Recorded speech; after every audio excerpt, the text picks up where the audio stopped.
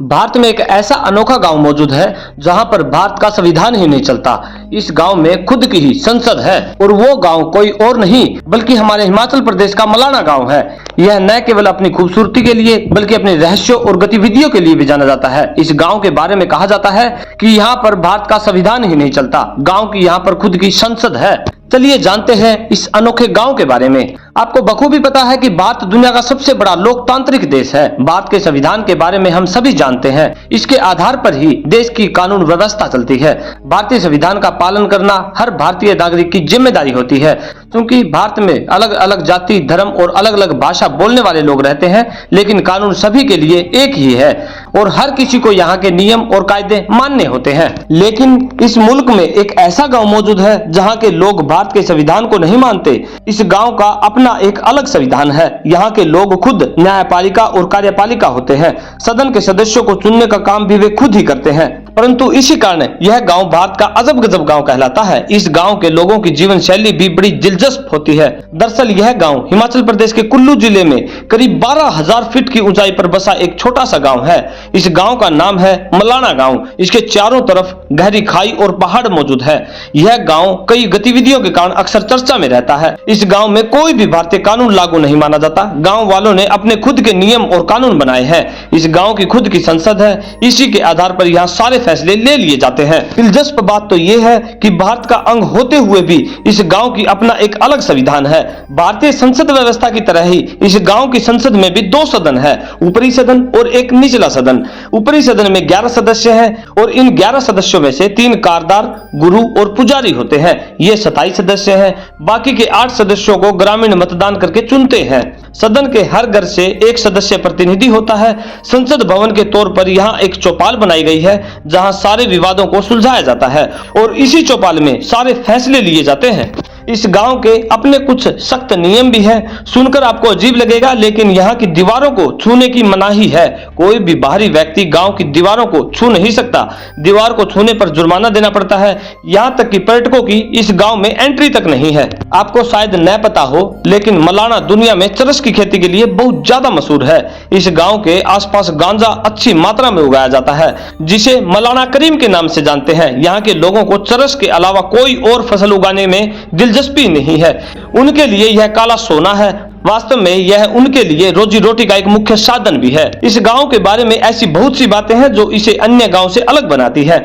यहाँ के लोगों की भाषा बहुत अलग है। यहाँ पर कनाशी भाषा बोली जाती है, जिसे बाहर के लोगों को सिखाना भी मना है। और भी कई खूबियां इस गांव के बारे में काफी मशहूर है। हालांकि पर्यटक गांव में ठहर नहीं सकते, लेकिन इसे गांव के बाहर टेंट लगाकर रुकने की इजाजत जरूर दी गई है। मलाना गांव यात्री बस या ट्रेन से जा सकते हैं। यह गांव कुल्लू से 45 किलोमीटर की दूरी पर स्थित है। यहाँ आप ट्रेन से भी जा सकते हैं। क्योंकि यहाँ पर ट्रेन से गांव की दूरी बहुत ही ज्यादा है, इसलिए कुल्लू से आप बस भी ले सकते हैं। दोपहर के 3 बजे यहाँ से मलाना के लिए बस सेवा होती है।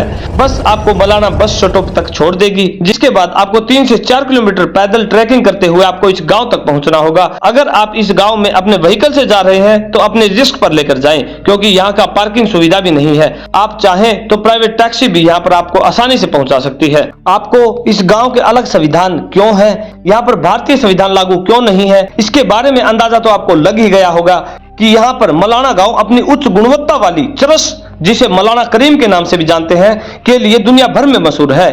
और इसकी प्रसिद्धि के पीछे कई कारण है। क्योंकि मलाना की चरस को स्थानीय लोग हाथों से रगड़कर तैयार करते हैं, जिससे इसकी उच्च गुणवत्ता और शुद्धता बढ़ जाती है। इसमें उच्च गुणवत्ता वाला तेल भी पाया जाता है, जिसके कारण यह अंतर्राष्ट्रीय बाजार में बहुत ज्यादा महंगी बिकती है।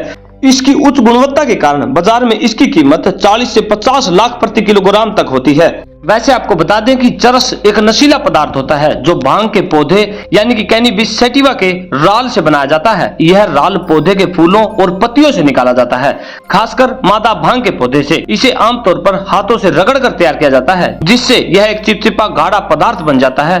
ताजा चरस गहरे रंग का होता है और रखने पर भूरे रंग का हो जाता है। और इसी नशीले पदार्थ यानी भांग को ये मलाना करीम कहते हैं। और यहाँ की उच्च गुणवत्ता मात्रा में टेट्राहेड्राकैनबिनोल यानी कि THC होता है, जो इसकी नशे की क्षमता को बढ़ा देता है, जिसके लिए ये दुनिया भर में मशहूर है। गांव के आसपास गांजा अच्छी मात्रा में उगाया जाता है और यहाँ के लोग इसे अपनी रोजी रोटी का एक मुख्य साधन मानते हैं। इनके लिए ये काला सोना है, इसीलिए मलाना एक रहस्यमयी गाँव बन जाता है। यहाँ के लोग भारतीय संविधान से ज्यादा अपने सदियों पुराने रीति रिवाजों और अपनी बनाई हुई व्यवस्था को मानते हैं। यहाँ के अपने खुद के नियम और कानून है और अपनी खुद की संसद है जो सभी फैसले लेती है। यह गांव अपने अनोखे लोकतांत्रिक व्यवस्था के लिए भी जाना जाता है और इनके गांव का संविधान भी गांव के नियम और परंपराएं मुख्य रूप से जमलू ऋषि से प्रेरित है, क्योंकि जमलू ऋषि जिन्हें ये अपने गांव का संरक्षक देवता मानते हैं और इन्हीं जमलू ऋषि के प्रति इनकी गहरी आस्था है और गांव का संविधान भी इन्हीं के आदेशों पर आधारित है। अगर आप यहाँ पर्यटक के रूप में जाते भी हैं तो यहाँ की दीवारों को छूना सख्त मना है। अगर आप इनकी दीवारों को छू भी लेते हैं तो 1000 से लेकर 2500 रुपए तक यहाँ पर आपको जुर्माना देना पड़ेगा। अगर कोई पर्यटक कुछ खरीदना चाहता है तो वह पैसे दुकान के बाहर रख देता है और दुकानदार सामान जमीन पर रख देता है। इसके अलावा पेड़ों और झाड़ियों से लकड़ी जलाना सख्त मना है ताकि पेड़ों को सुरक्षित रखा जा सके। इसके अलावा ये गांव इसलिए भी प्रसिद्ध है क्योंकि मलाना गांव भारत का इकलौता ऐसा गांव है जहां मुगल सम्राट अकबर की पूजा की जाती है। यह लोग साल में एक बार होने वाले फगली उत्सव में अकबर की पूजा करते हैं, क्योंकि इसके पीछे मुगलों के समय की एक अलग कहानी है।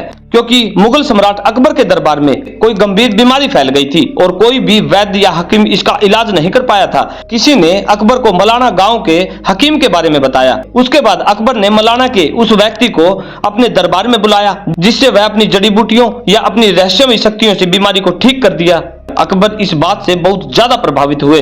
जब अकबर ने उस व्यक्ति से कुछ इनाम मांगने को कहा तो उसने कोई धन या संपत्ति मांगने की बजाय अपने गांव के देवता जमलू ऋषि के सम्मान में एक चांदी का सिक्का मांगा और उसने यह भी अनुरोध किया कि अकबर मलाना को बाहरी दुनिया के हस्तक्षेप से मुक्त रखे और उन्हें अपनी परंपराओं और अपने नियमों के अनुसार जीवन जीने दें। इसके बाद अकबर ने इस बात का सम्मान किया और गांव को स्वायत्तता प्रदान कर दी। इसके बाद अकबर ने इस गांव की पूरी जिम्मेदारी अपने सर पर ले ली। इसी कारण यहाँ के लोग अकबर को एक सम्मानित व्यक्ति मानते हैं और साल में एक बार होने वाले फगली उत्सव में उनकी पूजा करते हैं, जो उनके इतिहास और परंपराओं का एक महत्वपूर्ण हिस्सा बन गया है।